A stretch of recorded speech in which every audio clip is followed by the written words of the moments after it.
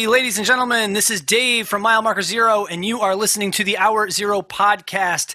Today is June 1st, 2020, and I am here with my sidekick, John Tuohy, and his sidekick, Mark Focarile, and his sidekick, our guest of honor, Tim Rykoski. How's everyone doing?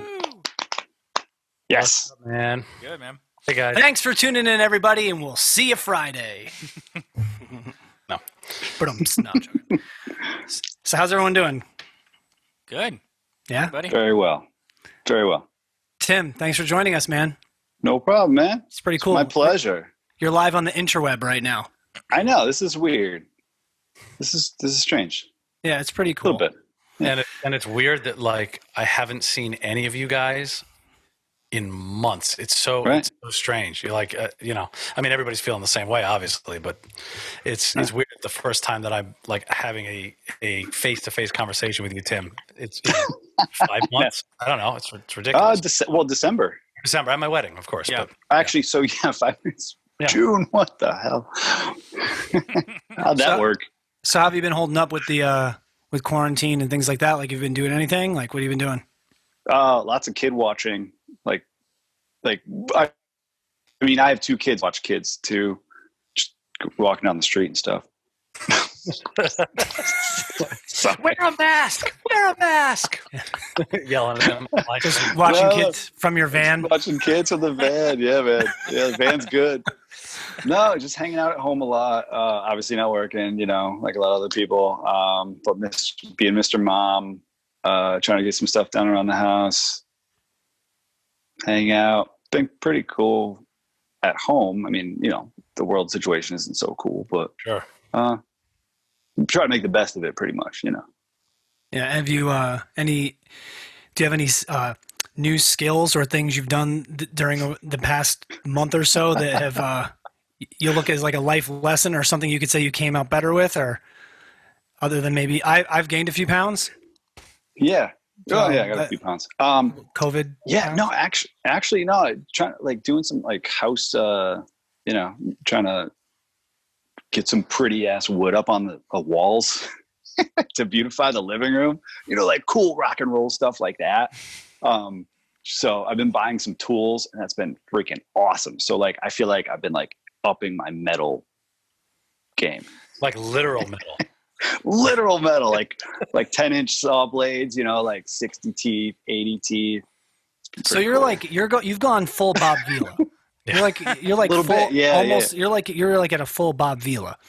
So I'm at a quarter Bob Vila right now. So we can add that to your list of skills. So let's go through Tim Rykoski's list of skills that that you kind of brought to the table when you were playing in the band, and still bring to the table as our best friend and still an active contributor to everything we do in our band. So awesome bass player, which everyone knows. It's actually recorded on that track you just heard, Peril Aerial, off of the Mile Marker Zero self-titled album from 2008. 2009, excuse me. We released it and then rewrote that song for that record. Sorry, That's 2009. right. You do graphic design work. You've done a lot of our shirts for the band. Mm-hmm. You've done album covers for the band. You've done posters for the band, flyers for the band, including the Hour Zero calendar that we put up for May and we're going to put up for June. As I put in my post today on Facebook, you're a lyrical muse. So whenever I wanted to write lyrics, you'd come over and we would, get weird. Yeah. And just like listen to. Not that weird, but like kind of weird. Hopefully people know what I mean by weird. We would just get weird and just write lyrics together and stuff like that. So everything from, Burning Ground stuff from our first record to stuff off Young Rust, like we just sat in my room and just kind of like wrote lyrics a lot. You're a craft beer connoisseur and educator. It's the truth. Yeah. Yeah. Obviously, like you said, a kick-ass dad and husband. Thank you. And now apparently you're flipping houses and, acting like Bob Vila on the weekends. This needs some drywall. No. It's like a true like you're legitimately like a 2020 Renaissance man. You are the definition of a gig economy. Right. I mean, I've always relished that kind of mentality where just kind of a jack of. Actually, it's funny because I remember jack of all trades, master of none. I remember hearing that, and I was like, well, I don't want to be like that. And so then I researched that. Oh, a polymath is like a jack of all trades, but like better. But good enough. So I was like, okay. Yeah. Right. Yeah. So I try to do that. And like, I'll get like really, really good at something, but not like super expert. And then I'll be like, I don't know if I want to like get that next 10%. Like, let's just try something else. I don't know. I'll bail a little bit. So I've never really been a polymath. I'll take Renaissance Man. I love that. That's cool. Renaissance Man's good. Yeah, Renaissance Man is the best. Yeah. So before we jumped on, both Mark, John, and myself, we did kind of draft up a few questions that we can talk about tonight. But I'm going to let you kind of go first. So, like, what was something that you wanted to talk about? Because when I had asked you if you wanted to do this, you like originally wanted to come down to my house and actually be here in the room. Right. Which we can do. We'll do it a later date. You can come down. We can sit. We can put the camera on wide angle, and we can like do like something weird where we like drink or something with friends. I figured no wide angle. We'll just like I'll be in the like behind you on another computer. Oh. And you see the light shining on the back of both your heads. Right. And just be like, yo, that was funny. But is there did you have like questions or things you wanted to talk about, or like stuff that you were like, oh man, like I can't wait to hang out with the guys. This is the stuff I want to talk about, or stuff I want to know that they've been up to, because we haven't really like hung out, right? Since obviously John's wedding, but even that was like kind of like a circumstantial moment where like we was there for his wedding. We weren't like, just hanging out getting bombed, right? Right. If not, it's cool. We'll jump into stuff. No, that's funny because that's a great question, and no, I didn't think of anything. I was like, we're gonna hang out, and this should probably just unfold as it will. However, you said that, and instantly, you know what I want to know? What was the hardest part of either writing the fifth row or recording the fifth row? Was there like a big like time where you're like, oh, I don't know if this whole thing's gonna pan out? Dude, that's a great question. And for those of you who are listening who don't know, Tim was the bass player on every single album that we ever did up to the fifth row. And Tim was actually in on the beginning sort of writing sessions too, when we had just ideas that we were tossing around, and Tim had been, right there with us when we were doing that. So it's a very good point, John. Thank you. So that's an interesting question. All right, I'm going to answer from my perspective.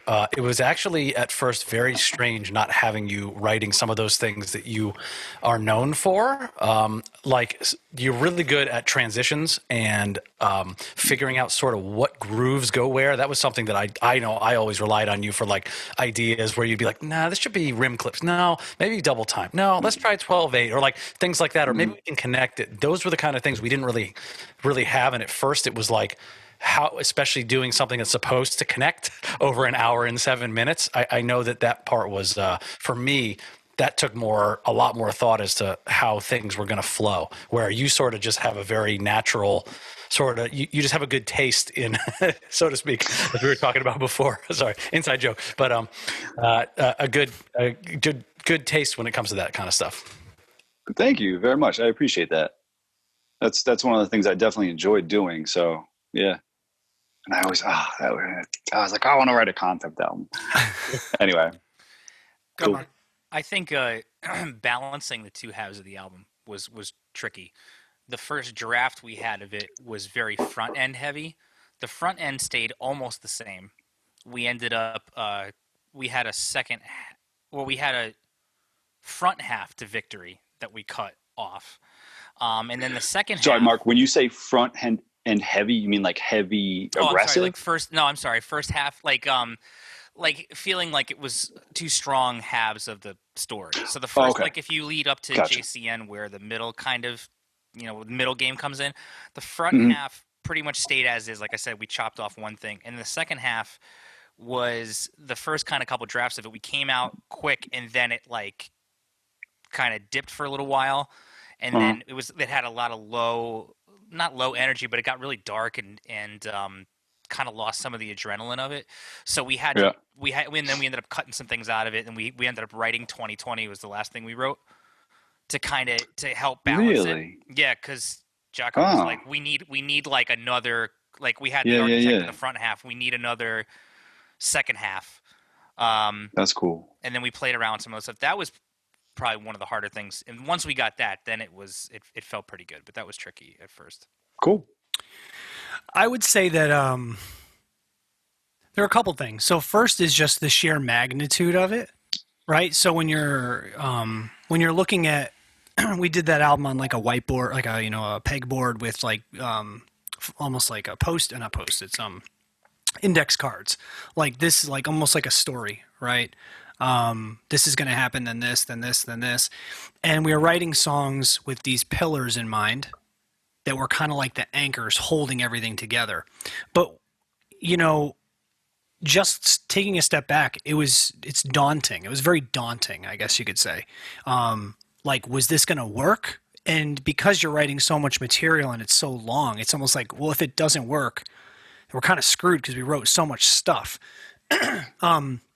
So that kind of always kind of was in the back of my mind, like, is this going to translate to the listener in the way that we hope it does? Because we have a level of intimacy with the songs and with the ideas, but because it's so big, will it resonate with people? So that was the first thing. And then I'd probably say the second thing was just kind of changing gears, right? So you were around when we did all the writing for that huge batch of songs we did and then we made Young Rust out of the demos for that. So, we had a very meat and potatoes kind of like approach to Young Rust, where it was like, 2 channels of guitar, right? There's a clean channel, a distorted channel, and everything was very like terrace. Right, in terms of like, we were either at full volume or we were like at like 15%. Right, we had like that was kind of the whole point of the disc, and it was much more, indie kind of rock, music, because it really, God knows, I'd never turned off my distorted channel when I played the songs live. I would just roll off my volume knob by like 25%. So coming into this and then being like, well, we're going to listen to Permanent Waves and make it like a Rush thing, and it's going to be a concept album. There's going to be a lot more playing, a lot more keyboards, right? It's going to be narrative with a story. It just kind of like there was like a weight, and I don't know if the guys remember, but I almost felt like there was like this daunting responsibility to make sure that it was like good because it was so ambitious. Mm-hmm. And in a lot of ways you can become like afraid, and like not want to like try stuff or take a chance. And I will say that, because it wasn't a song, I don't want to say song centric, but it wasn't like just tunes. It was like tunes that had a lot of development as a songwriter and less of facility, right? And more of just a songwriter. I had to let go a lot in terms of what was being played or ideas, because I just didn't have the facility to say, what if we did this? I would just kind of sing some stuff to John and he'd play a riff, or like we'd say we need a unison here, or it'd be really cool if we went into a duet. But that was kind of the extent of it.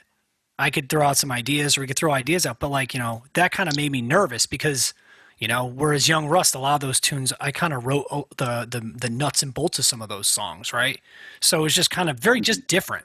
It was just different. So for me, those are the 2 biggest things. And obviously the recording process out of the gate, Jocko did a great job tracking it and mixing it and stuff. But again, it's kind of like a leap of faith because, we had never worked with him in that capacity too, but we trusted him. Right.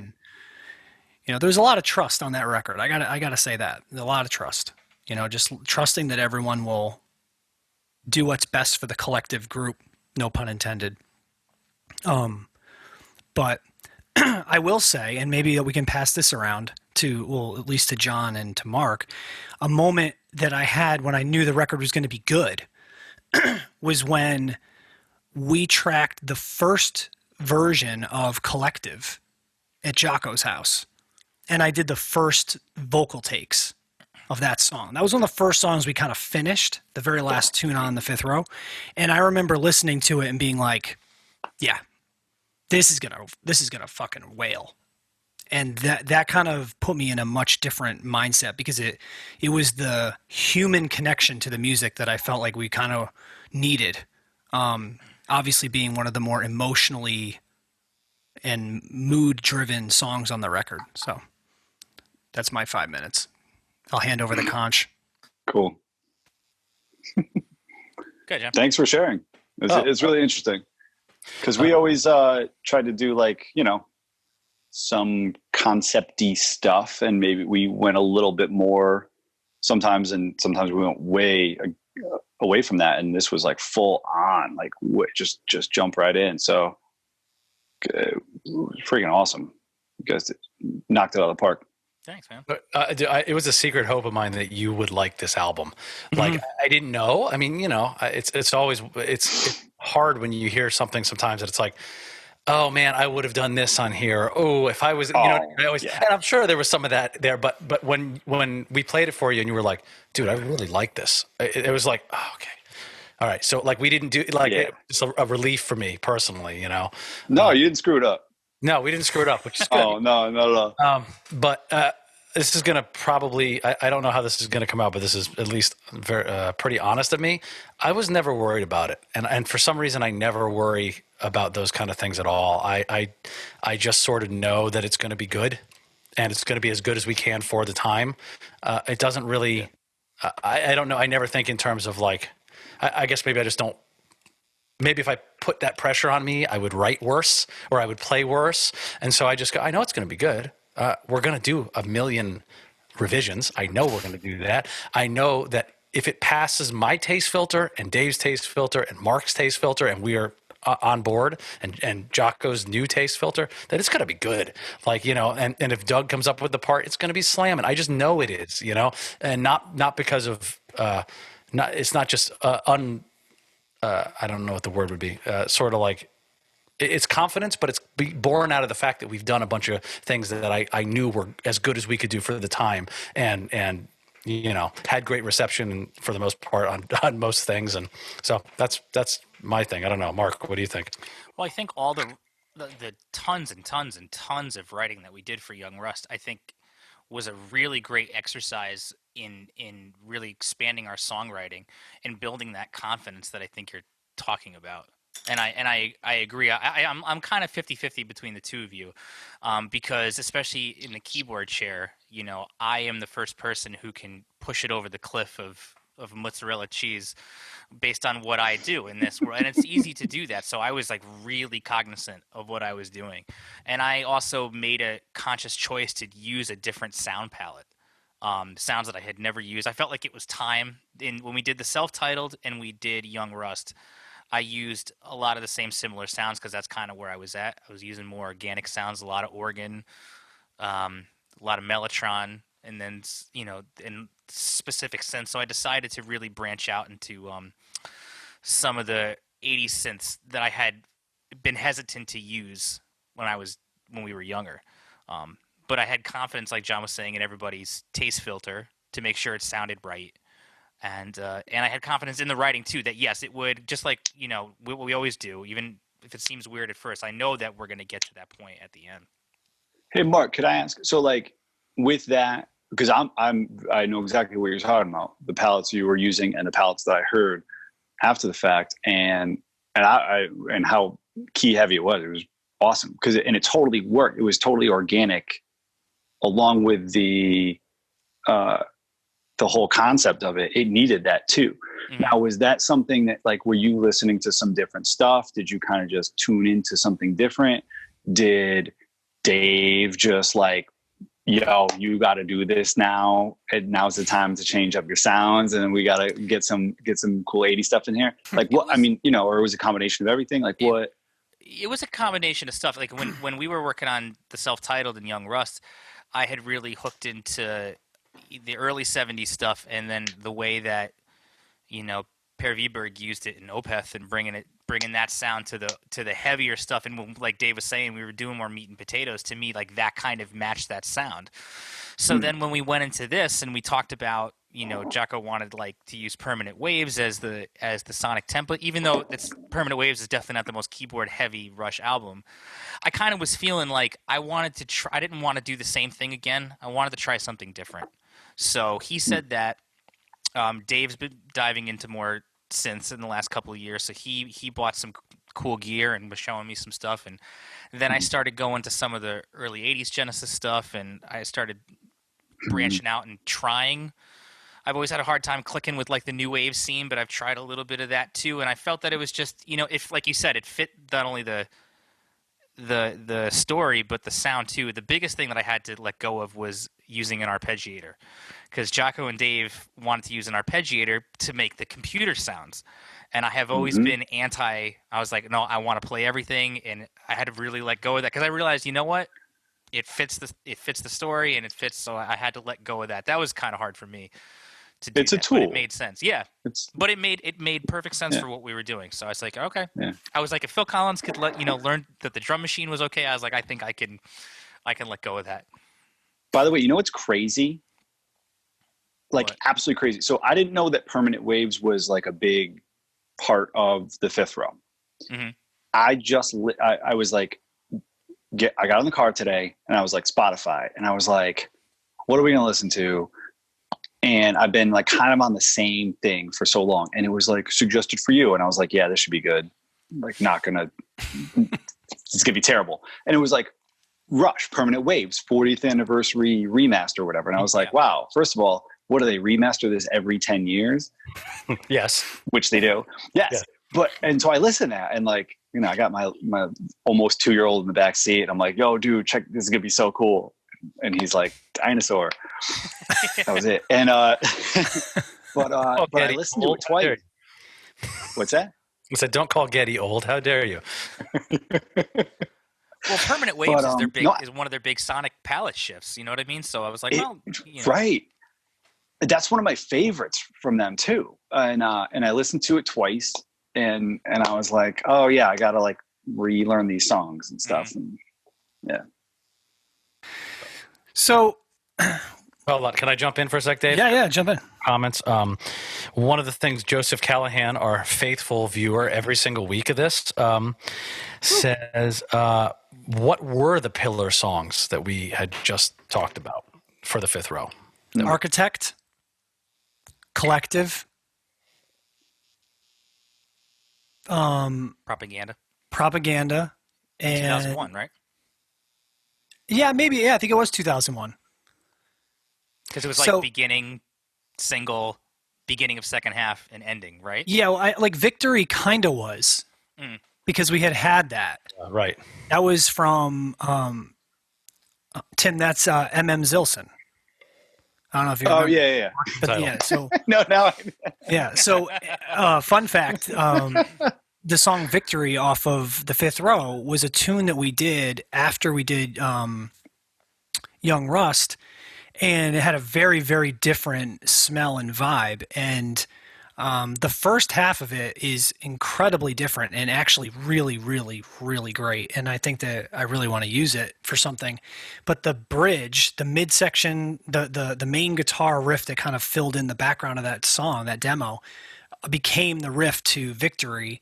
And the bridge to Victory, with a little bit of a different treatment, was the full bridge to that demo. So in a way, Tim, your writing is on the Fifth Row, right? Especially with that song in particular, because that we literally extrapolated a lot of that midsection right out. Yeah. But it's so weird. That's weird and really cool. Yeah, I mean, that was just like a dumb, like, that wasn't planned. That wasn't like, we got to use this. It just kind of fit, in the moment. It just fit. So we just ran with it. But, there was a lot of material still left over. Dude, going real quick back to what Tuohy said about the not being too worried, but like I don't think that's that's not an arrogance or even a confidence thing. It's a confidence thing, but like, it's almost just like a create your own reality. Like, you know what? We know what we're doing. We've been doing this for a while. Yes, we've got a new guy. Yes, we're trying to do something different, but it doesn't matter. It's still like, like 5 awesome musicians who have an idea and they're just going to make it happen. So like, there was never any doubt in my mind that it was going to be just same old kick-ass MMZ. When you said you're glad that I enjoyed it and I liked it, Dave had showed me some stuff really early on of like some demo stuff, and I thought it was really cool. But when that actually came out and I got that disc, I don't think I listened to it for a very long time. For me personally, it was very hard to do that because I missed the band and I missed not being on that. And I knew, and I was like totally cool with that it happened, obviously. And then that was not the problem. It was just like, I was sad that I couldn't like be 100% in that process on recording the whole thing. And so and then, you know, sometimes I'd be like, all right, let me try to give this a shot. And I couldn't get through it. Like I would get like a song or two in and I was like, it took me a while emotionally to be able to get through that. And it was weird. It was really, really weird. But when I finally broke through that and then I like listened to it, because really the trigger points were like those little, those itty bitty things or those sections where I was like, oh, I was in on that. And that really, I was like, I can't listen to it. I was like, I'm done for the night. But dude, when I don't even know, I wish I actually knew when I put it in my car and when I finally took it out. Because I shit you not, I probably listened to that for 6 months straight in my car. That's the only thing that was in my player. There's not an exaggeration. Like all I would listen to all the time going to from whatever I was going to, and I was loving it. And I still do. Like I actually haven't picked it up in a couple months, but just that was how good it was, you know. I just wish it didn't take me so damn long to be able to listen to it. Well, man, it's understandable though. You know what I mean? It's like it's like dating someone for like, you know, 15 years and then like having to go out and see them in public with like whoever they're with at the moment, right? So not cool. But when you but I love Jocko, so it's all good. But when you look back though, like, do you have like a favorite like memory, like of like writing, or a favorite memory of like rehearsal or anything like that kind of like stands out, or something you like think about and just makes you laugh, like from when we used to be in like the rehearsal space, or like, you know, Sean Kravetsky, or like playing songs by like Cream. I was thinking about that. Seriously. Oh, those Cream covers and everything, and the Clapton. That's how we started. That's when, Kravetsky. Yeah. Oh, that was crazy. So I started playing like, so I grew, you know, when I was like 10, I started like playing jazz and classical in school with Dave, and then met Mark in middle school, met Tuohy in college. I always knew Dougie because he was Dave's little brother and he would always just like crash our rehearsals and stuff. But like before we were MMZ, the first little inklings of like rock music, like I got into classic rock like crazy when I was in like high school, Dave, middle school, maybe. Yeah. Now I'm listening to like Pearl Jam, but then I'm like getting turned on to like Cream. Cream was a big one. Cream was kick ass, and like in Hendrix and, you know, whatever. But I remember first time I heard Black Sabbath was terrifyingly awesome. It was great. But all those early days were really cool. So what street was your parents' old house on, Dave? Eastridge. Yeah, that's right. So in that basement, when we used to cram ourselves in there, you, me, and Mark. And so coming off this other band, we got together, we started playing Ben Folds 5 cover tunes. And then once we did that for a bunch of years, like we're like, let's write our own stuff. And we were I remember Mark trying to like put his keyboards in that room with like the big couches or whatever. And Doug would eventually just like come down there and like listen. And we're like, all right, cool. He's just like chilling. That was really cool, because that was like the very first time I felt like I was like, oh, I'm cool, I'm in a band. But I loved, like, I don't have necessarily like a fondest like rehearsal memory. I just always loved rehearsal. Rehearsal was always cool. Like once or twice a week, getting together, like shooting the shit, trying to keep on task was always hard, because it was like, you know, Dave, Mark, John, Doug, like, you're my best buddies, you know, like, and we're playing music together. So it was like always really, really, really cool. I loved rehearsal. I loved gigs the most, because that's when we like really shined, I feel like.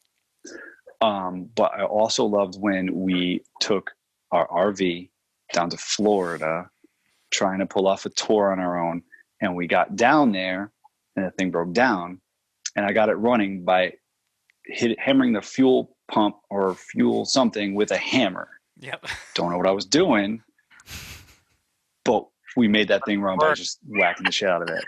Yeah. And I'll never forget that too. So, you know. How about your New York City trailer driving? Come on. That's some of the greatest ever. That was pretty dope. Oh no, the Boston parking job? Oh wow. Yeah.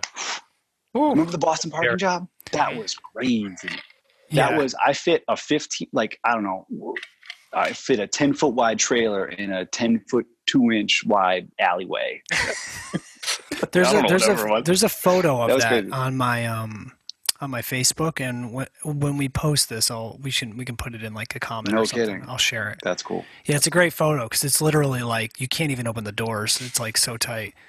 I remember those rehearsals in the house. I mean, the thing that was like very different when you're younger, right? You don't really have the same types of like obligations, right? Whether it's family, jobs. I'll stop there. Really, right? That's really what gets in the way these days, family and jobs. And I'm not saying in the way, it's just different. But like we used to have those marathons, right? Fridays. Yeah. It's always on Friday. Yes. And for the people like watching, it was like kind of the same kind of thing every time. We'd get together on Friday, and I want to say like 10 or 11 in the morning. We'd kind of like go downstairs. We'd like warm up and kind of just like, you know, shoot the shit, kind of talk. Then we'd pile in the car and go down to Denova's. Denova's is like the grocery store in my town. And we'd get lunch. And then we'd take it back to my house. We'd eat it at the kitchen table, continuously shooting the shit. And then at some point in time, we'd look up and someone would be like, dude, it's like 2:00. We should probably start practicing. And we practice like really diligently until like, 6:00 or something like that, 7:00.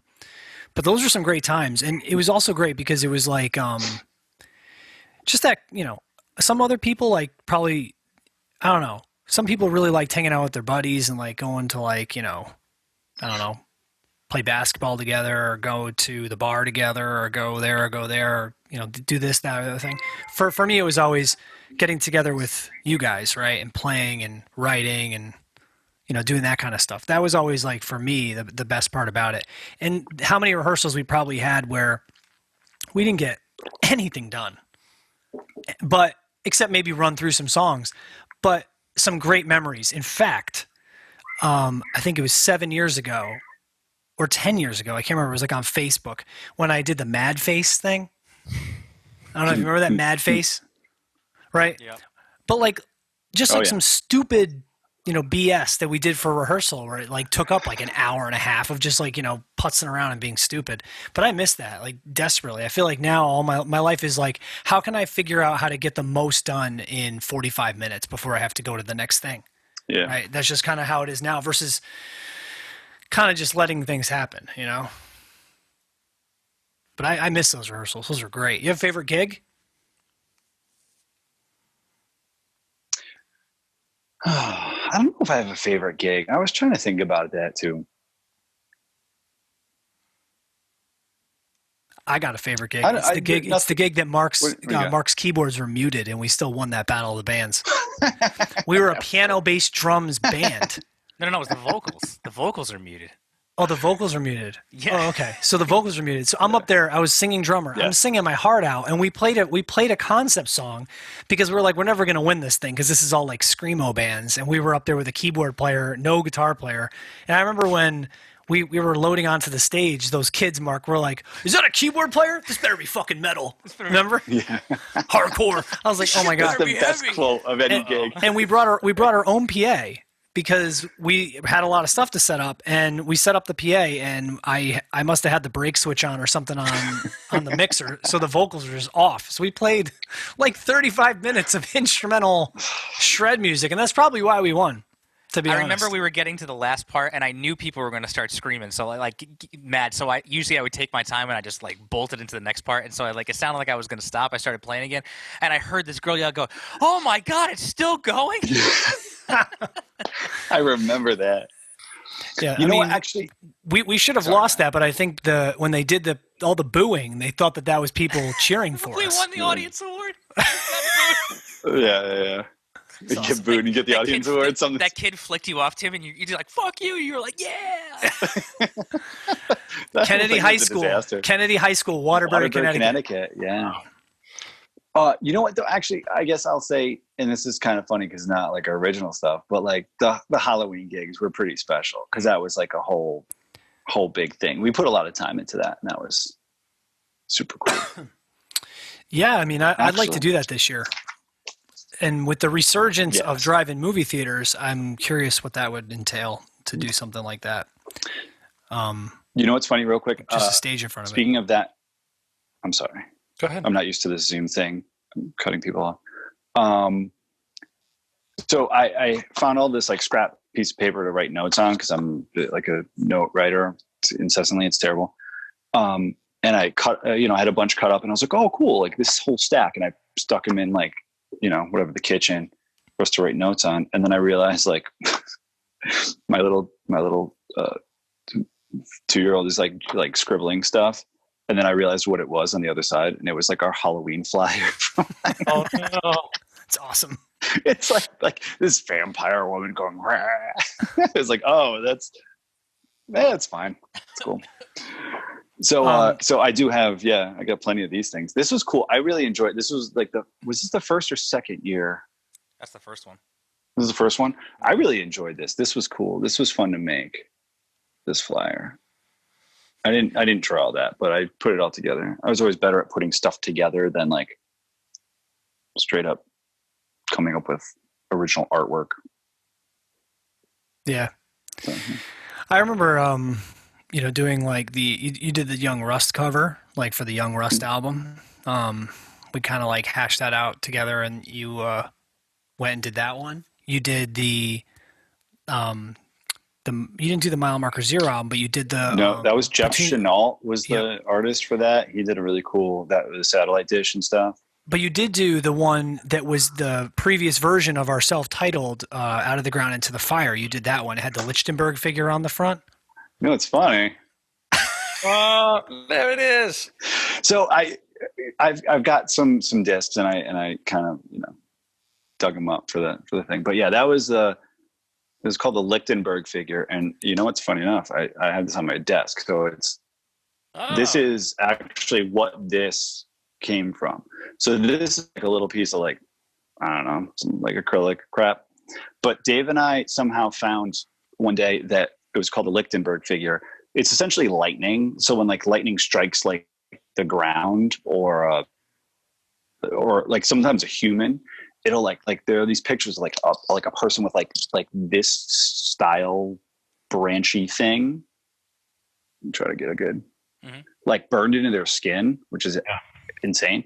Or like it'll be like in the ground. And so there's this dude that takes these little things and he charges them up with ions or protons or electrons or I don't know, whatever.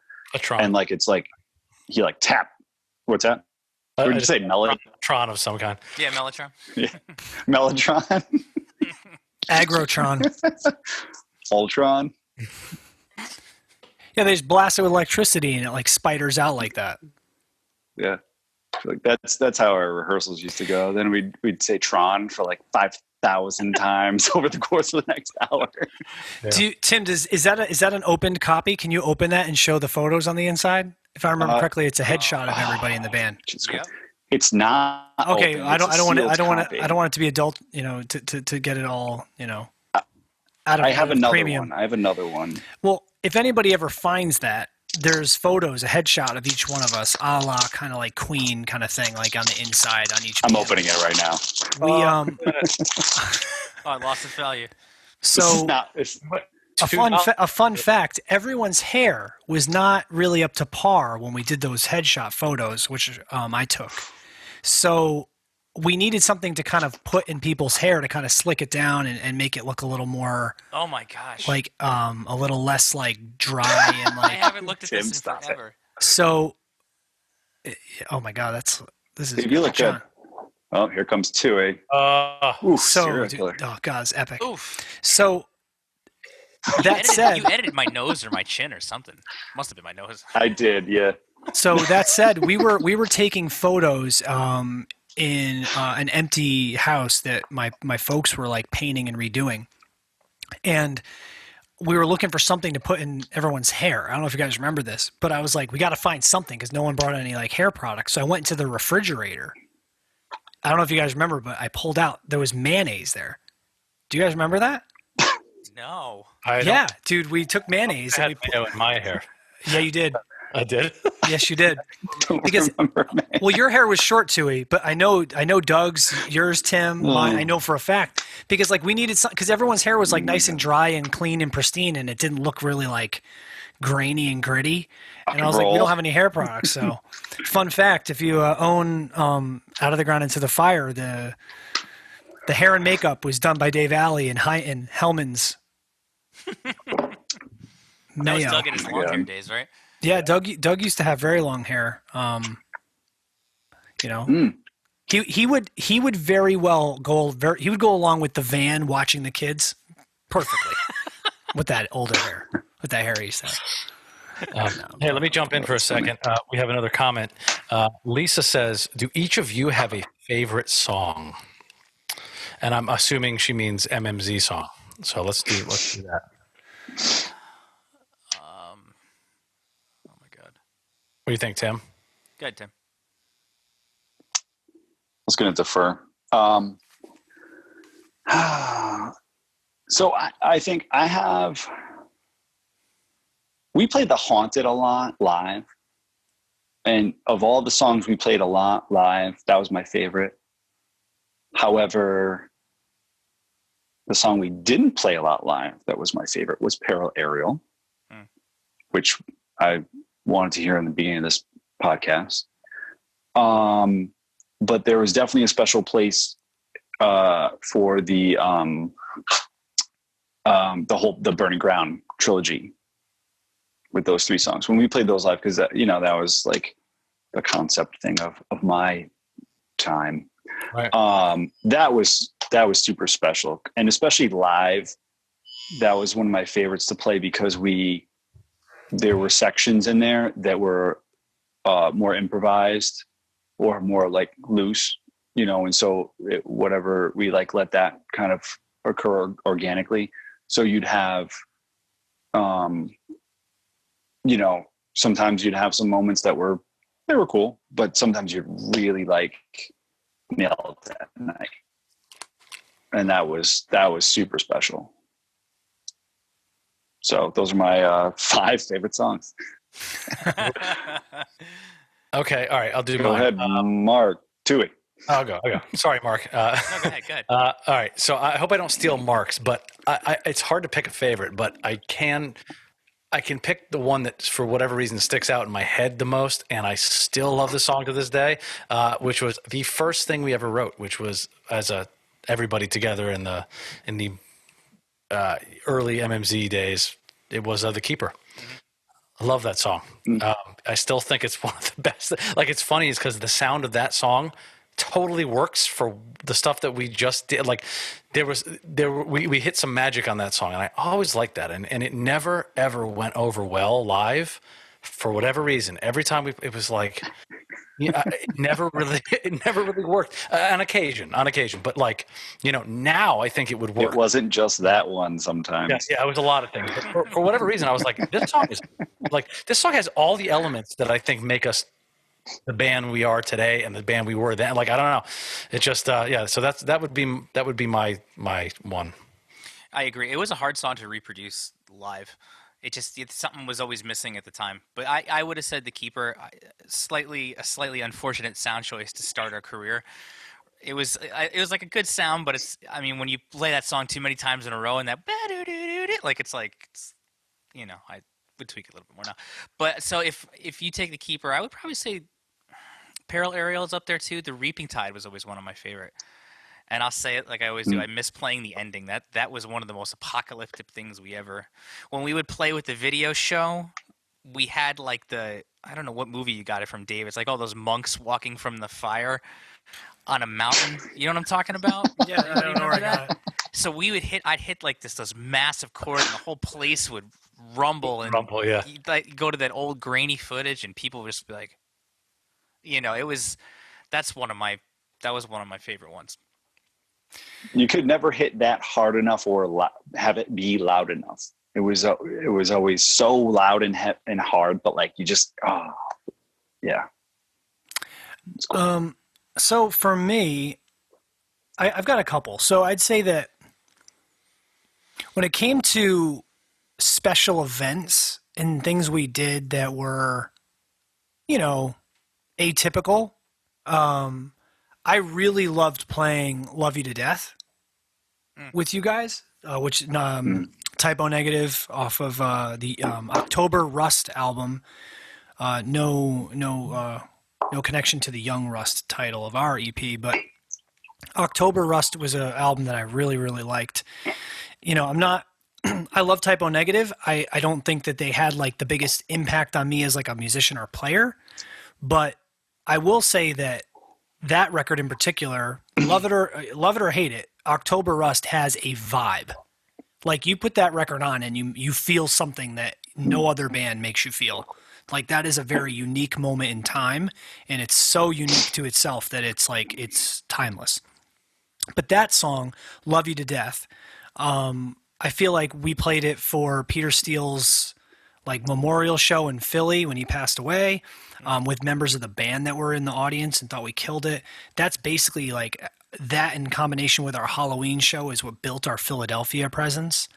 So that is a huge one because I just love that song, and I think we did it really well. Contrary to me being a tenor and Peter Steele being Nordic, north of the wall. So there's that. When it comes to like the MMZ songs, from Jersey. I know. Yeah, true. Yeah, he's from Jersey, but he's also from north of the wall. He eats Jersey. Nor Jersey. North Jersey. But like when it comes to like the MMZ songs, I feel like we have a pretty like wide palette, and like, you know, me being like kind of like a ballad guy and songwriter guy, when it comes to like the more intimate songs, I always have a soft spot for Hush, which is on the self-titled record. And I just feel like the lyrics and the vibe and the parts and the changes, like all of it's like, it's just really, really classy. That in combination with actually the New Year's song, I feel like the New Year's song was one of the more well put together tunes that end up becoming like an MMZ song. When it comes to like, what was that? Sorry, 10 count. Yes, sorry. When it comes to like our actual like, you know, thrashy, like more like up tempo playing stuff, I agree with Burning Ground only because there were moments when we were really dialed in with that the second part of Burning Ground where we had that really open solo. When we were really dialed in, that was like a regular part of the repertoire. There were some nights we played that show with that song live where like you could cut the tension with a knife between the crowd and what we were doing, just because we were like really, really owning it. There were some, I can't remember the names of the venues, but there were some nights where I think people were just like, what is going on right now? Because we were just dialed in. You think we were like some, you know, professional, like more jam band, right? Even though it was an improvised solo, we didn't really do a lot of sections like that. So I really like that one. But yeah, I still really like what do you call it? Toughest Love. I think that's like one of the best pop rock songs we've written. I think Toughest Love is fantastic. And Where I Want You To. I don't know. I'm basically naming every song off of every disc we ever did. So I listened to some old stuff the other day. That. I did listen to some old stuff the other day. I listened to Past Life, which was released and then kind of unreleased. Not that old. Not that old. Load it in. Nice graphic. That, by the way, that's actually another cover that Tim did. That is the Mile Marker Zero album, just Zero, right? That was our first full-length album as a three-piece band. It's kind of like Ben Folds 5 meets ELP, like kind of on drugs.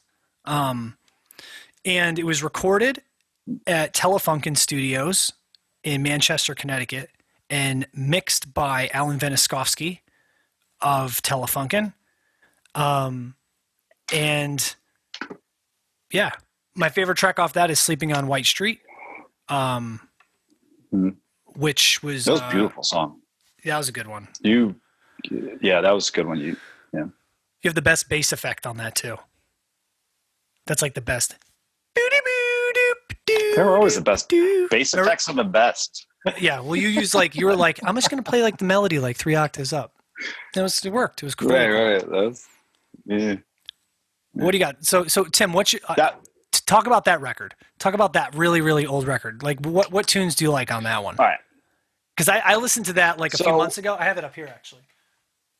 Yeah, it's right there.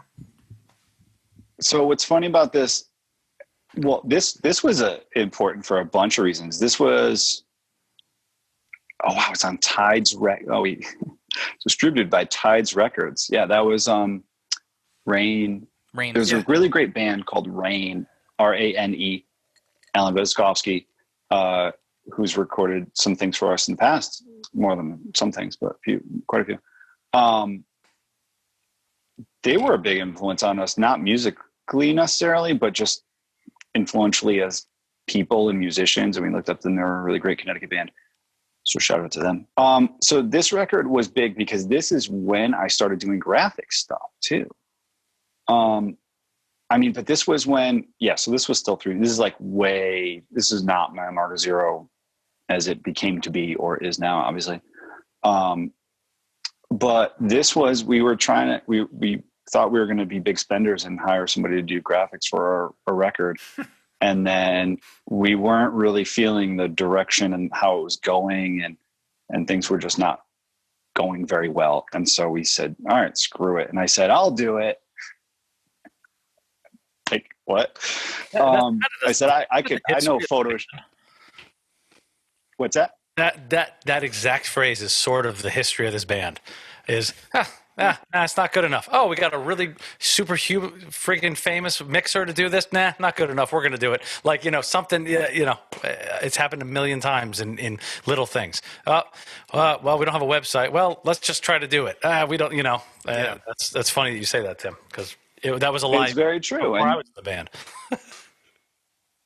Well, yeah, no, it's true. And that's just been a thing. Cause we're all, that's why I love these guys that we're talking to right now, and Doug and Jocko, like a bunch of go-getters, like a bunch of talented dudes that just say like, all right, well, if you can't get outsourced exactly how I want, you know what? Listen, I at this time I was like, I know Photoshop 4, but like in Tuohy's like, listen, I'm, in Tuohy and Dave are like, I'm diving into recording programs and, whatever it may be. That's why we relied heavily, especially with Tuohy, on a lot of the mixing and the editing, because he's so detail oriented. Like when Tuohy and I, so Tuohy and I lived together, we had an apartment, and like he would sit there and go over tedious stuff. But that's like cool because he's very detail oriented and he's cool with that. And that was where a lot of this stemmed from. It was like, well, we could buy t-shirts, or I don't know, I'll Google how to print t-shirts, and this is how much it's going to cost. And, I got the machine down in the basement right now. We'll fire that up, get some new tees out, but this little guy was like not happening with who we were working with. And it was like, well, let's just try to do it ourselves. It took a hell of a long time. And I remember exactly where we were. We're in our dorm room on a borrowed computer. I didn't even have a computer at the time. It was Tim Walsh's computer. Was it? Yeah. So what's funny? So Tim Walsh's computer. It was Tim Walsh's computer underneath the bunk bed. Remember? Yes. And we were like under So there, you know what I like found? So I all found- like cowering in a corner, like hiding almost, making that. Oh, whoa. So I found this. These are proofs. This is a proof of this record. Okay. So like that's the front cover, obviously, like right in the middle. That's the back cover. That's the inside flap. And then like the lyrics, or was it lyrics? Yeah, that's all the lyrics. That's when people used to put lyrics in CDs.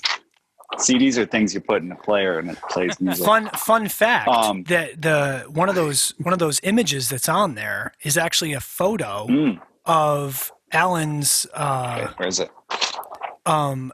glass smoking paraphernalia, Yes. which looked like Yoda, if you remember correctly. And we just took a picture, like looking down the barrel, if you will.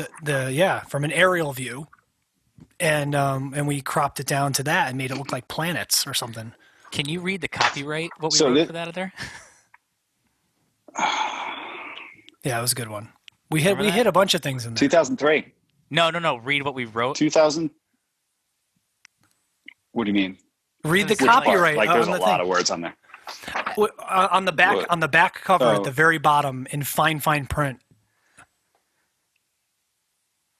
Yeah, well, we got copyright 2003, mile marker 0, all rights reserved, MMZBand.com, which is not the correct URL anymore. For bookings, email, blah, blah, blah. Am I supposed to keep going, Mark? Yeah, keep going. Yeah. Dave knows what I'm talking So recorded in space at Tides Records, LLC, South Windsor, Connecticut. Produced and mixed by Alan Veniskovsky and MMZ.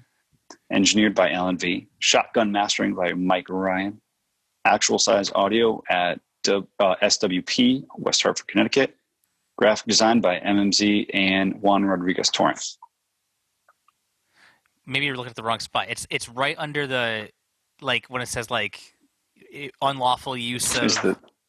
The unlawful use area. Oh, gotcha. Right, stupid. We were so dumb. We spent 10 hours. Okay, so it's like distributed by blah blah blah, printed in the USA. Unauthorized reproduction of this recording is prohibited by federal law and subject to criminal prosecution and 2 hours in a shark tank. I mean, I had to do it. That's like go stupid. ahead, pirate it. Go. Yeah, I forgot about that, Mark. I'm sorry. Sorry, it's like, wow, I forgot should about have been more that. specific. Good times. That's all right. So with this was my first foray in designing any graphics for any album work. And funny enough, it was supposed to be this beautiful blue color. Oh yeah. I didn't know what I was doing. I did not know what I was doing. And when I sent it off to print, everything came back purple because I had the wrong color mode set. And then I figured that out very quickly. And I was like, hey guys, we just got 500 black and purple discs. Oh, that's cool. And it was. Shit. Well, actually, the best part about recording that album, if you guys remember, is actually, speaking of the song "Sleeping on White Street," we tracked that entire song, and it was actually great. We nailed it. And Alan called us the next day. He was like, "Guys, I got good news and I got bad news." He's like, "The bad news is I completely lost everything that we recorded." He's like, "But the good news is we're just going to record it over again and it's going to be better." Do you remember? Yes. We were like, "What the fuck, dude?" Like, At least it was that song and not the long song. Yeah, no, thank God it was the the ballad with like guitar and bass and vocals, and it wasn't the shred tunes with all the parts in it. But still, it was like that was a fun fact for that album. Let me jump in the chat one more time, guys. There's a couple questions, and our illustrious drummer Doug Alley's in there. Everybody say hi to Doug. It's his birthday today. Happy birthday, Happy Doug. birthday, Doug. Happy birthday, man. And he says that, our good friend Chris Trowbridge, you guys remember Chris, his favorite MMZ song is Split 7. Good luck finding that, guy. Wow. That's a deep dive if you ever find Split 7. Joseph Callahan says, Tim, what was your rig? Hey. What was your number one bass? Rig and number one bass. So my rig, I used to play out of an Ampeg SVT4 Pro, which was 1,200 screaming ass watts of solid state power. That thing was awesome. It had a tube preamp and solid state power amp, so that's why it was 1200 watts, which is pretty sweet.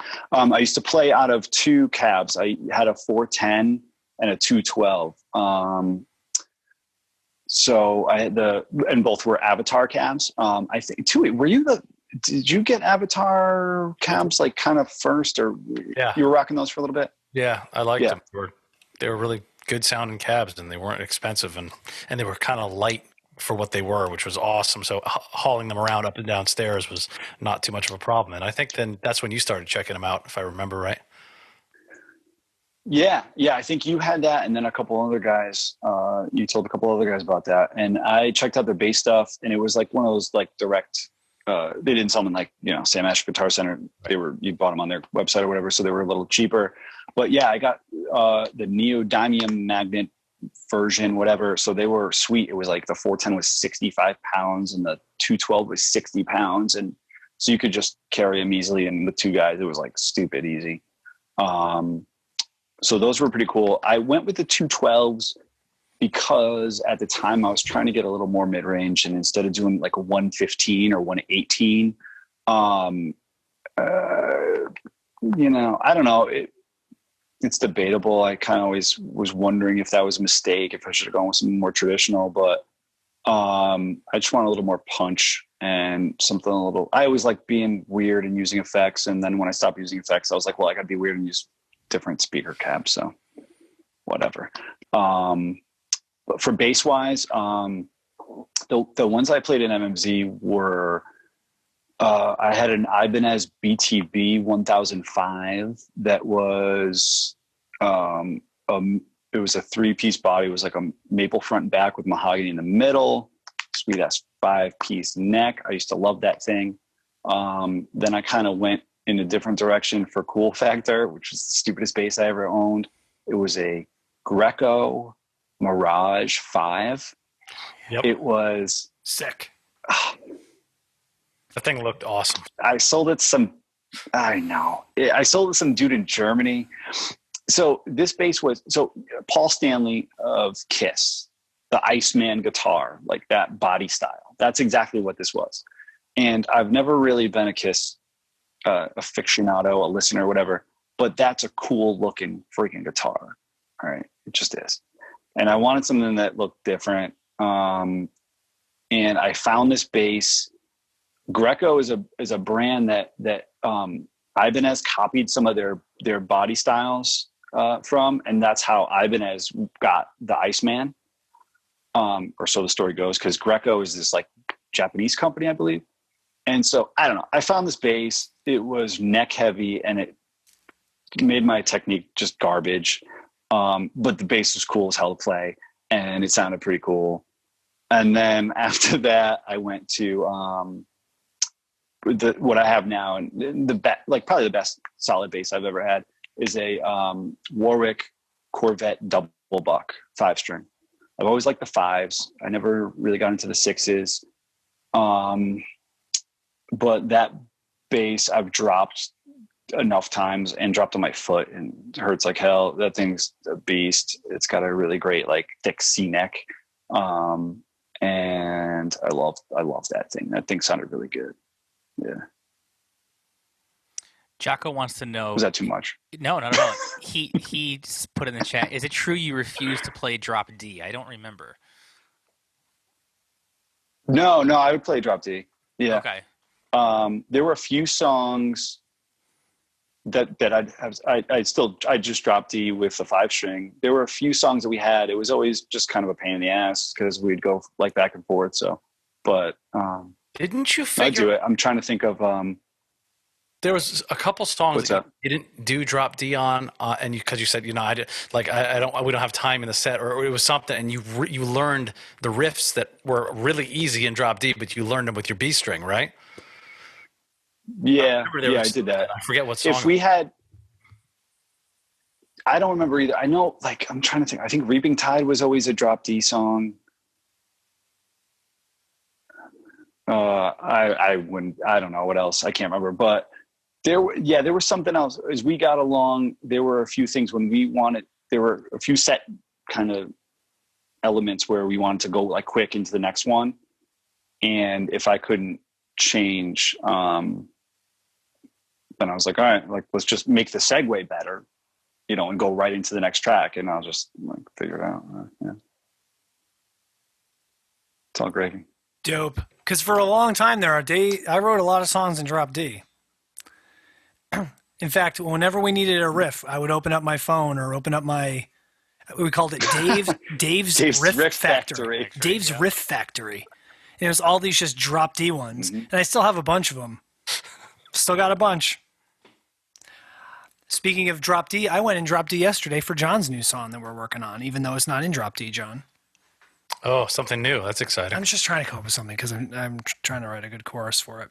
Just trying to come up with some stuff. But what else we got, Tim? Let's do this. Because we've been going for a while already, but I want to get into some juicier stuff. So let's maybe we tell some Tim stories. Are you cool with that? It's 9/11. Are you cool with Tim stories? Go ahead. I can't stop you. Cool. So I don't know where. I don't know where. Probably a better time to tell him now. Yeah. I should probably tell him now instead of like next week. Yeah. I remember you falling asleep and waking up outside of a Dunkin' Donuts in Hamden. Yeah, that happened. Like on the ground. That's a good story. Ground? Car. Probably. No, I think you were on the ground. That's what you told me. You probably just don't remember. You were outside your car. On the curb. That's a good Tim story. That's the whole story, everybody. You fell asleep on my bathroom floor at my parents' house, blocking the door. And because the bathroom was so small, I couldn't open the door. So I got a long kebab skewer and I was able to get it through and I was stabbing you with it and you started bleeding from your side. And that's what woke you up. I don't know if you remember that. I told the story how we went to a couple of podcasts ago. What'd you say? Fake. It's fake. I told the story a couple podcasts ago how you and I went album shopping at Strawberries when it was closing, or the Wall or something when it was closing, and that's when I bought the Nile records, and you bought Mudvayne. You bought a couple Mudvayne records, and we bought Diorama. And that was a big day. Yeah, that was a big day. Killer day. Yeah, you bought 2 Mudvayne records, if I remember right, or was it 1? I think it was 2 Nile albums. I bought. There were 2 Nile albums and there was 1 Mudvayne, and it was the end of all nothing. I can't remember. There are like tracks and album titles in there. They're all spinning of the words. I still listen to that album, actually. That's a great album. And then we bought Silverchair Diorama, which did you tell the story about that? Oh yeah, we listened to it like multiple times. Clip of it. Oh yeah, we went back to the dorm and we listened so we bought this Nile album. I hope this isn't repeat for our listeners or watchers. But Nile, so on the CD, it was like a CD and it had a little like extra little, like, I don't know, piece of paper on it. And it's a 3 vocalist onslaught and some other stuff that Dave and I were like, that sounds great. Like, if we had to check this out, and we bought it and it was like, it was Egyptian death metal. And we realized that very quickly it was going to get monotonous. And listen, it's got its merits. There were some cool tracks on there. And then we listened to Mudvayne, and I do actually really like Mudvayne for what it's worth. But then we listened to that Silverchair album, and that Silverchair album we literally listened to 3 times in a row, like just chilling. And it was mind blowing. That was that's one of my favorite albums. I think it's awesome. Yeah, that was a good pickup. That was a really good pickup for nothing.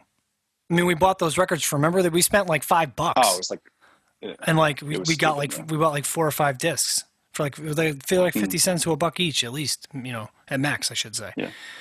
So yeah, those are some good Tim stories. I had a whole bunch, but I'm realizing they're all incredibly inappropriate.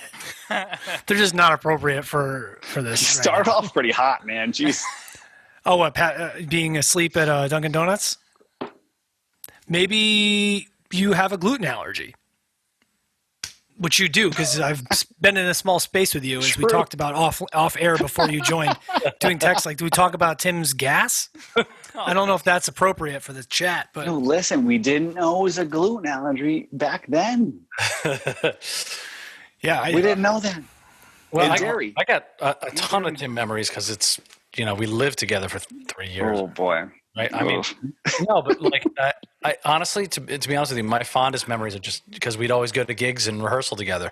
And so we would be getting in the car. And if it was October, that Tim has his October playlist. And back in the day, he'd have the, the CD visor thing that goes on your visor. So he'd have a rack of and he would have his October playlist. And I know Mudvayne was in there, Opeth was in there, and we would pop one of those in when we'd be driving to a gig or to rehearsal or something, and just sort of get in the vibe of it, which is funny, man, because I never would associate songs with seasons, or like I never thought about in that way until you.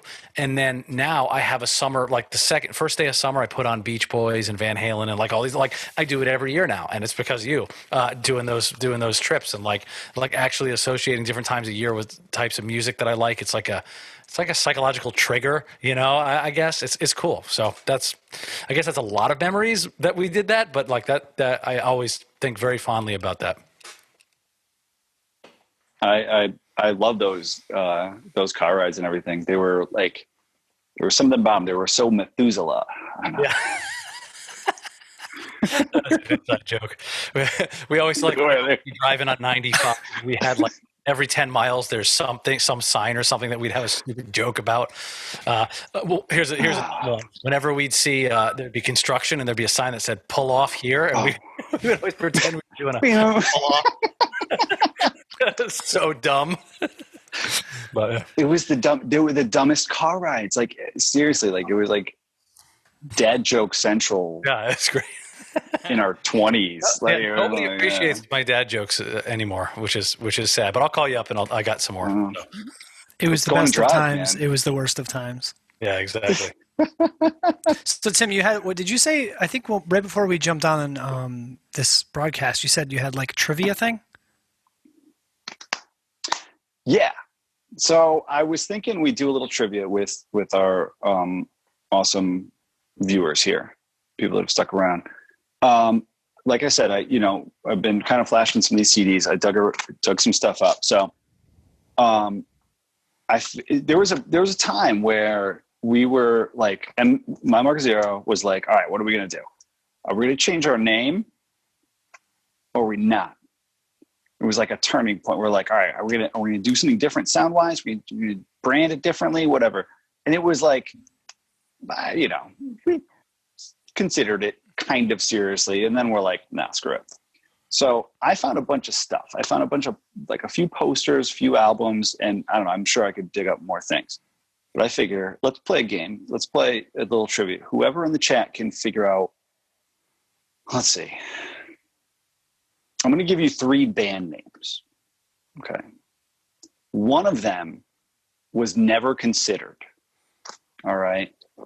So here's our, I'm gonna bring this up real quick, because I have this because I keep everything, and I don't know what year this is from. I could probably find that out, but I've got an original sealed, so you can sell this shit on eBay.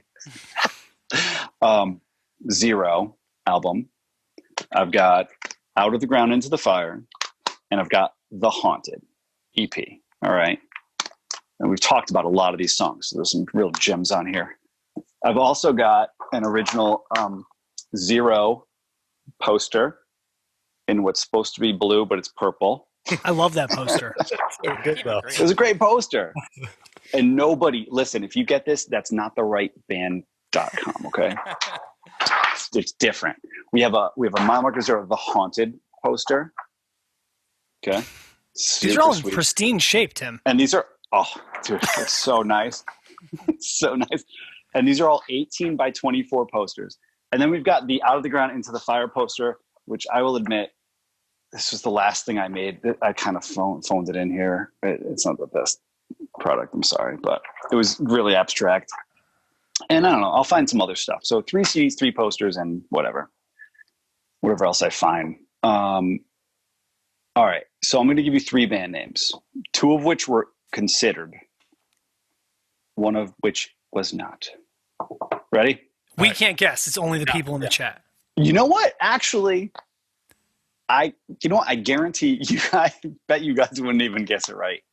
Maybe like we'll let the people in the chat like, guess. Oh, I remember. We'll let the people in the chat guess first, and then we can guess maybe after you give us the answer. You guys write your answers down on this sweet scrap piece of paper. Okay, ready? And it's not going to be ever. And just FYI for everybody, we talked about how we tried to change the name of the band. I think either the last podcast or the one before, and we said that we were one of the titles we were potentially going to use was Taste. That was not actually the name of the band. It was an album title. Which, by the way, I stand by. I still think it's a great name for an album. And I will say, real Tim quick, backed me up on it, jump too. in real quick because I was the only one that really came up with it. I was like the only one that backed me up, and we went in hard, Dave. We doubled down on that a couple times. I like that. We got beat hard on that, and I get it. It's fine. It's cool. You guys are good at talking me down, and I dug in hard. You couldn't even get me on that one. I know. No, there was no chance in that one. All right, so I've got like 5,000. No, I've got. All right, and these are actually all. Ooh, yeah. How about we do this? If somebody gets it right, we'll give them something. We'll give them some merch or something. Cool. All right. So here are 3. The Glitch. Ooh. The Forest. Or The Sway. Was one that was not considered. We need the one that was not considered. So The Glitch, The Forest, The Sway. 2 of those were considered. One of them was not. There we go. And yeah, so mill that over for a second. But you know what? Actually, while I got this out, why don't I give somebody, if anybody's in a band and they need a new band name, here are some. if I may. Tim, you got to see my running list of band names. I've got an updated list. You still got one? Of titles, band names, album titles. Like, sick. It's getting good. So Dark White was one. I know that was me because I like that phrase. I don't know. Was it the sway or the sweet? What did you write? The sway. Sway. Sweat. Yeah, SWAY. The sweat. Yeah, that was definitely not one of them. No, my dad just commented in the chat and wrote the sweat. Which actually, the sweat actually sounds like it could be something like a newer band. I knew you would try to sell that one. Yeah. That sounds like the sweat sounds all right. It's like, it's all about sweat smells. People like, I'm sweating this. It smells like shit in here. Your band's shit. So here's some others. Dark White. Ooh. Delirium Hollow. What? Oh, I remember that one. Manic Reactive.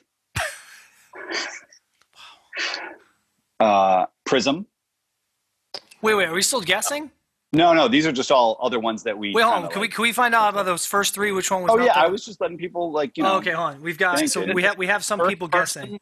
Who guessed it? Correct. The one that's not considered. The first person in the chat. Yeah. Okay. So let's see here. All right. So we only have 3 And guesses. it's funny because I don't actually. Yeah, you guys. The funny thing is, I know the answer, but I'm the only one not looking at the chat. I don't know the answer. I'm going to take a guess once we get the votes in here. We only have a couple people that kind of chime in. Do you have a couple votes at least? Mm-hmm. Do we have one of each? Because that would. No. Okay. Okay, so the first person to guess, Joseph Callahan says The Forest was the one that was not considered. Joseph Callahan is correct. That was my vote. Yes, mine too. All right. Wonderful. Nice. Good job, fellow. And Lisa said The Forest. And, okay. All right. So Joseph Callahan, we will need a correspondence. There you go. And we'll send you some stuff. To receive your merch, just send your social security number to David Tim Rykoski. at gmail.com. That was fun. Cool. Good job, Joe. That was awesome. Nice. What else you got? Oh, for band names? Yeah, I'm kind of curious. Sorry, I turned it on. Hold on. All right, so these were band names we were considering. Yeah, I don't. These are band names I wrote down, so I was at least considering, and I'm sure that Dave was at least considering, because I wouldn't be surprised if half of these were two of our stupid ass ideas, because they are like categorized kind of. All right, so there's manic reactive I left off. Sum of all parts. Oh yeah, that I remember. You guys remember that one? Yeah. Beneath the crown. I think that was a Dave one. Yeah, I have this list. Don't give them all away because we might use some of them.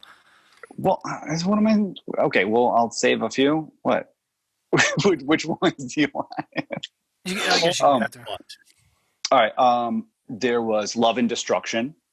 I still like that one. That was the band name that we were talking about the other night, where we stood in a line and like tried to decide if we were gonna change our band name. And then of all people, we convinced like Mark and John to change the band name, and then we didn't want to do it. We took we talked to them for like 3 days about changing the band name, trying to convince them. It was like it was like Big Brother.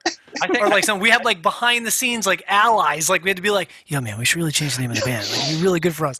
And like then we stand in a line and have our eyes closed, and it's like, for all those who want to change the band name, step forward.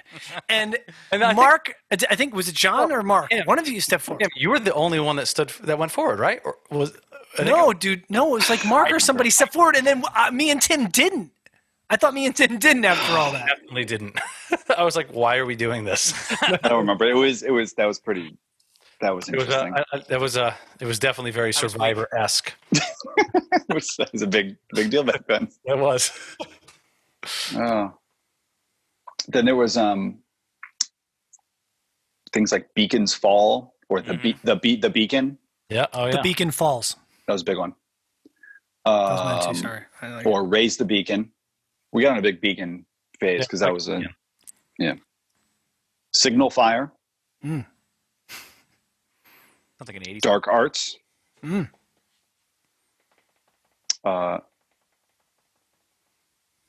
There's a bunch of crappy ones that I don't want to talk about. Dude, I have so many, it's not even funny. Ravens in Red. That's a good one. That one. Yeah, I don't remember that one. That should be a one. All right. Well, that was pretty much that was the gist. If everyone wants to take a look, hold on. I don't know if you can see it, but I'm going to scroll. Oh, yeah.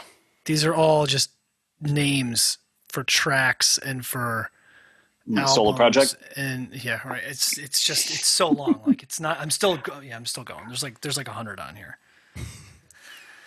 I just have I think of something and I just jot it down. That's what I do.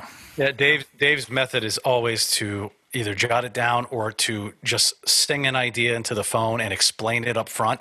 Okay. Here, let's listen to it. I started doing that. Like, it'd be like, okay, so I'm thinking this drum beat, it's like boom, and then I'm thinking this chord progression, ba ba ba, and then like this vocal line over, like, and so when he comes to rehearsal, it'd be like, okay, I had this thing the other day, hold on, and scroll through his giant list of phone recordings. Oh yeah, and then it's like him talking, him holding the phone up to the microphone, and then hearing Dave's voice come into the voice memo. It's like this. So this one, I don't know what this is. I don't even remember. This is from May 6th. This was not even that long ago. Oh, sweet. It's 3 minutes long. We're not going to listen to the whole thing, but I titled it Wolfpack Meets Yes. Yes, Beck. So, for MMZ song, kind of like, almost like Wolfpack-ish, but that 16th note, running bass line. Dig it, right? With the vocal line. I'm like winded. The Blair Witch Project. I think you have the lyrics already written down. All you want to do is sing about me, a heart attack. All you want to do is... Kind of like, yes, harmonize. Yeah, then the heart attack. Yeah, like that. I was thinking like yes, yeah. And then we have like, so you can do the bass, kind of like Yellow Jacketsy, like guitar powerish, and then maybe the guitar does that, like on an octave pedal, like more like rock. So basically, guys, that's how MMZ writes rock albums. Had we not been in quarantine, that would have been the Like, sound of that your car would in the literally background be- driving. Yeah, that's right. Shit, Tim, I'm sorry. Go ahead. No, I was gonna say, like, then yeah, it's like, it starts off with like, all right, we're gonna reference every funk thing Dave could think of in the first 3 seconds of his brain, and then it turns into like actually like a real rock song, like it will. Right, yeah. No idea. So kind of like a Exactly. over an ostinato groove. This is called Dave Gets Snarky. Like Snarky Puppy? I don't know. All right, no idea. So No kind of like idea. a 5. I'm like always half asleep. Over an ostinato groove that then kind of flips into like a 5/4 and like all sorts of like time changes. It's all based around this ostinato. So it's like bum bum bum dun dun dun dun dun dun dun bum bum bum bum. Right. So the drums would kind of do it in unison first, like kratz kratz kratz. Yeah. I remember this. This was a good idea. Okay, go. Right, that kind of thing. And So, guys, this is like literally how MMZ writes songs. And then, so that's how I do it. And then John sends like an entire completed track, like mixed and ready for post-production. Different strokes for different folks, I guess. But Dave, I feel like you can market those recordings, and who are the people that get the special headphones with the panning left and right that really like the chewing sound? ASMR? Yeah. I feel like you Right, is that what whisper you're talking about? into their ear with like It's like, cool ideas. Yeah, it's okay. and it's like, it like vibrates their, That's what it does. Like, yeah, some people find it soothing. It's I know, like, terrible. that's like a thing. I It's don't know. I've terrible. never really checked it out, to be honest with you. It is a thing. But yeah. So we've been, all right, listen. Oh man, we've been on for an hour and a half. All right, Anyway, so sorry. Tim, we're going to do this again. So Sorry. would you be open to joining us again if we have like a bass player night where we only talk about bass players? The reason I say that is that episode will probably only be like 5 or 6 minutes long because that's all you can really say about bass players. But if you want to join, we're probably going to do that in the near future. So, yeah. I mean, you're right, but yeah. Speaking of bass players, hey, real quick, do I have like a minute? yeah. Yeah. Do we have to cut to commercial? Are we going to go to a commercial break and then do this for another hour and a half? No, it's only, this is broadcast in SAP and that's what's paying for the, that's I what figured, funds. well, we talked about Geddy. That's how you get your funding from SAP. We were talking about Geddy way earlier, and that was a big influence. Because I brought some show and tell. This you bad got it. boy, I got it. Nice. Oh, nice. Oh, Dude, the bass. So this is Geddy Lee's it's called Geddy Lee's Big Beautiful Book of Bass. That's a lot of breeze. It's a lot of alliteration. Breeze here and breeze there. And it's literally just like a bunch of like pictures of bass. It's bass porn. But dude, check this out. So when I was bartending, one of my regulars got me this. And it says, it's signed by Geddy for me. Whoa, really? Oh. Yeah. It's killer. This was one of the coolest gifts. Yeah. Wow. It's a volume, dude. That is awesome. It's heavy. I could bludgeon a person, but I want to show that off because I'm very happy with that. And Geddy's the man. Yeah. So I'll bring that and shame all the bass players that they don't have that when we do the bass player night. I'm down with that. It's cool. Before we go, why don't you name your top 3 favorite bass players? And maybe this will be sort of a sucker for the next time where you can actually expand upon it. Limited to 3. Fantastic. I will do Geddy Lee, Les Claypool, and Ron Carter. Oh, Nice. awesome. Speaking of bass players, and to kind of plug our future episodes of the Hour Zero podcast, we actually are going to have Julie Slick on. She is basically like a virtuoso bass player. She's played with everyone from, actually, let me see here. I think I have a note here. She's been on stage with the Crimson Project. She's played with and collaborated with Les Claypool, Danny Carey, Victor Rutan, Bella Fleck and the Flecktones, Robert Fripp, Stuart Copeland, Alice Cooper, Marco Miniman, who, by the way, might be on the podcast in the future. So she's an absolute monster player, and she's going to be on in the next couple weeks. This little podcast thing is kind of taken off and we're getting some pretty cool people on here. So hopefully people watch it and enjoy what we're doing. But Tim, listen, man, we really appreciate you jumping on, and we miss you and love you. And, Hope things are going well with the family. You got to come down and hang out, see the fam. Julia says hi. For sure. It's her birthday, so happy birthday, Julia. Happy birthday, Julia. Happy birthday, yes. And happy birthday, Doug. Hope you're having a good time tonight. Birthday, Doug. But yeah, guys, tune back in on Friday. We're going to meet up with our friend Mikhail. He's a producer, engineer. He's a jack of all trades. He's a bass player. He's played on, Jimmy Fallon show with some groups. He's mixed and recorded some of the world's most famous bands. And he's a Stamford, Connecticut local, and he actually helped us out with the drum recordings for the Fifth Row. So we're going to have him on Friday. And there's a lot of really great content coming in June and July, and we're going to get those dates and calendars up once Tim and I work on the flyer, actually, and get it put up. So hope everyone has a great evening. Stay safe. Thanks, Hour Zero podcast. We'll see you Friday, 8 o'clock. Tim Rykoski, thanks, man. We love you, bud. Thank you, guys. This has been so kick-ass. Love you guys. Love you, man.